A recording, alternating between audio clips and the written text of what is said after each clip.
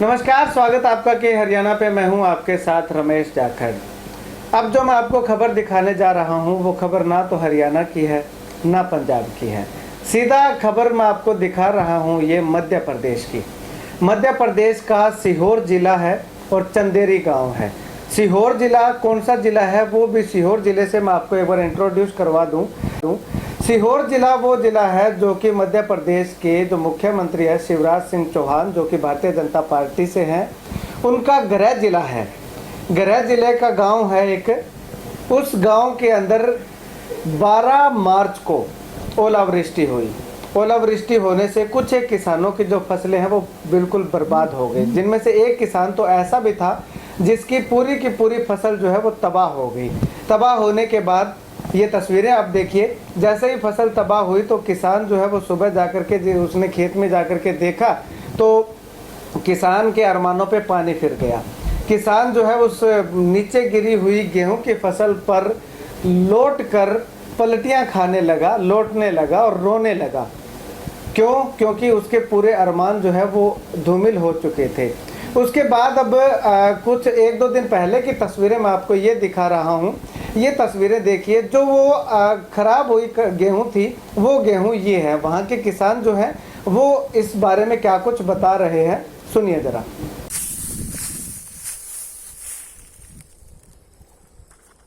ये काले पड़, ये बाल पूरी काली पड़ गई। ये पानी ये इस कदर बाल, ये देखो करीब से देखो, ये हो गई। ये सब कहीं सड़ने लग गई। आज ही पानी गिरा, अभी ओले भी गिरे 4-4:30 बजे। ये हाल है फसल का। क्या करे भगवान, कुदरत की मारे। माननीय मुख्यमंत्री से हम विनती करते हैं, मुख्यमंत्री महोदय, हमारे चंदेरी गांव सीहोर जिला आपका गृह जिला है, इसमें तो सर्वे करा ही दो। कितने दिन से मांग कर रहे हैं किसान। रोज पानी गिर रहा है, रोज आंधी तूफान आ रहा है, कहीं ओला आ रहा है। तमाम आधी फसलें तो कटी पड़ी हुई है और आधी फसलें वो हरी हरी खड़ी हुई है। माननीय मुख्यमंत्री जी, पिछले 7-8 दिन से हवा पानी गिर रहा है। कई किसानों की और भी फसलें पहले भी चौपट हो गई। बची खुची जो आज ओला गिरा 4:20 पे, चने मान कई बोर के मान 10-20 मिनट गिरे ओले और 1 घंटा पानी गिरा। अब ये गेहूं पूरा लेट गया। अब ये बाली मई की मई ये गेहूं खड़ा नहीं होने वाला है। इस गेहूं को सरकार, प्रशासनिक अधिकारी तो 5 या 10% नुकसान मानेंगे, लेकिन मैं गारंटी दूं 50 और 60% नुकसान है ये।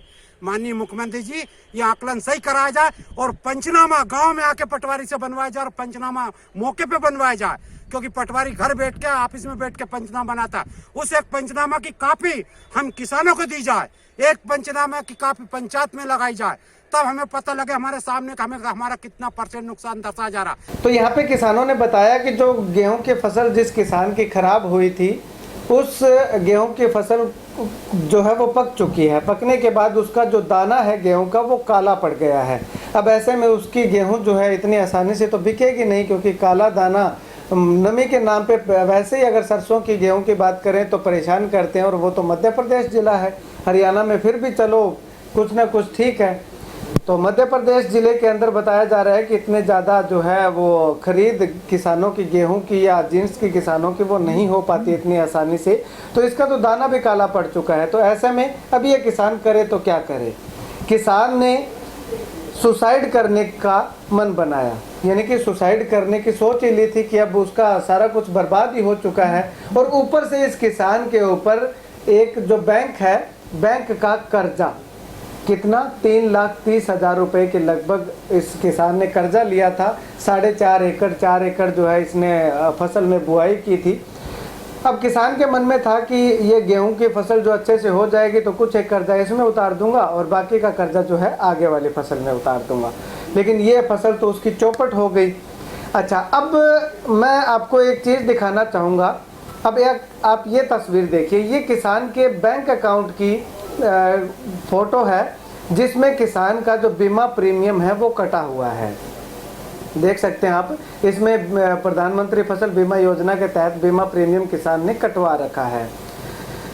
अब किसान ने बीमा कटवा दिया, लेकिन अब क्या एक किसान को या 2 किसानों को या 3 किसानों को बीमा क्लेम मिलेगा? जी हाँ, मिलेगा। क्योंकि ये मैं नहीं कह रहा, ये बात कह रहे हैं हमारे देश के प्रधानमंत्री। सुनिए जरा। और एक बात, आज स्थिति ऐसी है कि एक गांव में अगर 100 किसान हैं 80 किसान बीमा योजना से जुड़ते नहीं, सिर्फ 20 किसान जुड़ते हैं। और फसल का नुकसान भी 12, 15, 25 गांवों के बीच में क्या स्थिति है उसका हिसाब लगाया जाता था। हमने इस बार निर्णय किया,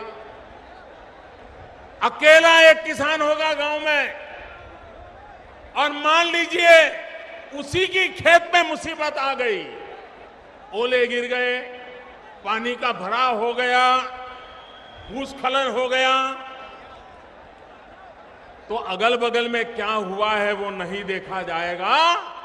जिस किसान का नुकसान हुआ है, बीमा योजना का लाभ वो अकेला होगा तो भी उसको मिलेगा। ये बड़ा ऐतिहासिक निर्णय किया। अब देश के प्रधानमंत्री ने कहा, दावा किया, बहुत बड़ी घोषणा, बहुत बड़ी राहत किसानों को देने की बात कही, लेकिन जब से 12 तारीख से लेकर के और आज 30 तारीख हो चुकी है, 30 मार्च हो चुकी है, यानी कि 18 दिन हो चुके हैं। 18 दिनों में ये किसान न जाने कितनी बार कृषि अधिकारियों से, प्रशासनिक अधिकारियों से गुहार लगा के आ चुका है, लेकिन इसके खेत में अब तक कोई भी आधिकारिक तौर पर इसके खेत का जायजा लेने के लिए नहीं पहुंचा है। अब 18 दिन में फसल जो है वो पूरी पककर तैयार हो गई। किसान ने अपनी फसल काट तो ली है, लेकिन वो खेत के अंदर वैसे की वैसे ही धरी हुई है, रखी हुई है, उसको निकाल नहीं सकता। क्यों? क्योंकि वो उसके मन में ये है कि न जाने कब कृषि अधिकारी या प्रशासनिक अधिकारी यहाँ पे आ जाए और उनको अगर फसल यहाँ पे नहीं दिखेगी तो वो उसकी रिपोर्ट जो है वो वैसे ही बनाएंगे कि इसकी फसल जो है वो खराब नहीं हुई थी। इसी इंतजार में ये किसान आज तक बैठा हुआ है। इसके अलावा मैं आपको एक तस्वीर ये दिखा रहा हूँ। इस तस्वीर में कुछ एक किसान है, गांव के लोग हैं, गांव ग्राम प्रधान या गांव का सरपंच कर लीजिए, इसके साथ साथ सेक्रेटरी साहब हैं और एडीए हैं।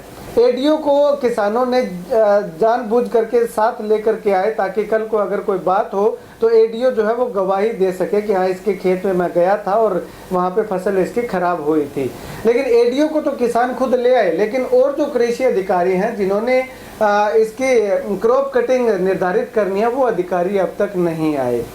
पंचगण, सरपंच, प्रतिनिधि, सेक्रेटरी पंचायत के, कृषि ग्राम सेवक, आज हमारे गांव में जो नुकसान हुआ था 12 मार्च की रात्रि को जो नुकसान हुआ था ओला, हवा, पानी से, जिससे कि हमारे गांव का गरीब किसान सज्जन सिंह की पूरी फसल चौपट हो गई थी। ये उस दिन रोया भी बहुत था। यहाँ इस गेहूं में लोटपोट भी हो गया था। तो हम गांव वालों ने इसको मनाया, समझाया कि नहीं सरकार तुम्हें मदद देगी। माननीय मुख्यमंत्री, कृषि मंत्री जी कह रहे हैं कि तुम्हें मदद मिलेगी, इसलिए इसको धासा दिलाई। तुम्हारा कर्जा का भी बीमा कंपनी से बैंक का लोन है, इसके ऊपर बताता है ये कि 3-3.5 लाख का लोन है। बैंक ऑफ इंडिया, कौन सी यूनियन बैंक का, यूनियन बैंक का लोन कर्जा भी है। सेक्रेटरी साहब, कृषि ग्राम सेवक जी आए हुए और इसको उम्मीद दिला रहे हैं कि माननीय मुख्यमंत्री जी तुम्हारी मदद जरूर करेंगे ऐसे गरीब किसान की। इसको 6-4 से RBC 6-4 के अंतर्गत मुआवजा भी मिलेगा, मिलने की उम्मीद है, और बीमा भी दिलाया जाए। यही हमारा अनुरोध है माननीय मुख्यमंत्री जी से, क्योंकि इस बात का आवेदन ये कलेक्टर को जन सुनवाई में दे चुके हैं, तहसीलदार को भी दे चुके हैं। आज हम इनकी 4-4.5 एकड़ जमीन है। कितनी जमीन है तुम्हारे पास? उसके गेहूं हम निरीक्षण करने देखने आए हैं, और बस यही हम विनती करते हैं माननीय मुख्यमंत्री। तो यहाँ पे किसानों ने भी बताया कि एडीओ को वो लेकर के आए हैं, कृषि अधिकारी जो उनके साथ आए हैं, लेकिन कृषि अधिकारी वो नहीं जो आने चाहिए थे। अब 18 दिन का समय बीत चुका है। 18 दिन के समय के बाद भी कोई कृषि अधिकारी उनके पास जाकर के उस किसान की सुध नहीं लेता है, तो ऐसे में कैसे हम कह सकते हैं कि किसान सुसाइड नहीं करेगा? इस किसान ने बहुत मुश्किल से प्रधानमंत्री की वो 6 साल पुरानी वीडियो जो है वो निकाल करके किसी ने उस किसान को दिखाया कि ये देखिए प्रधानमंत्री जी का ये बोला हुआ है। अब कितना सच है कितना झूठ है वो तो आप अच्छे से अंदाज़ा लगा सकते हैं कि प्रधानमंत्री जी ने जो बोला है क्या वो वाकई में सच है। अगर सच है तो इस किसान को जो वो बीमा क्लेम है वो ज़रूर मिलना चाहिए। इसी मांग को लेकर के ये किसान कई बार जो है कृषि अधिकारियों के चक्कर लगा चुका है, प्रशासनिक अधिकारियों के चक्कर लगा चुका है, लेकिन अब तक इस किसान के पास किसी भी तरह से कोई भी प्रशासनिक अधिकारी जो है वो नहीं पहुंचा है। अब उम्मीद करते हैं कि आने वाले समय में या ये वीडियो हो सकता है उन तमाम कृषि अधिकारियों तक पहुँचे, जिसके बाद उन कृषि अधिकारियों को थोड़ा सा यूँ लगे कि हाँ वाकई में इस किसान की मदद करनी चाहिए। और प्रधानमंत्री जी ने भी बोला हुआ है अगर वो उनका भी सम्मान करते हैं तो इस किसान के खेत में जा करके इसका जायज़ा लिया जाए और इसकी जितनी नुकसान हुआ है उसकी भरपाई की जाए, ताकि ये किसान जो है वो कर्ज के तले दब करके, कर्ज के बोझ के तले दब करके आत्महत्या करने को मजबूर ना हो। आप सभी लोगों की इस बारे में क्या कुछ राय है कमेंट करके ज़रूर बताइएगा।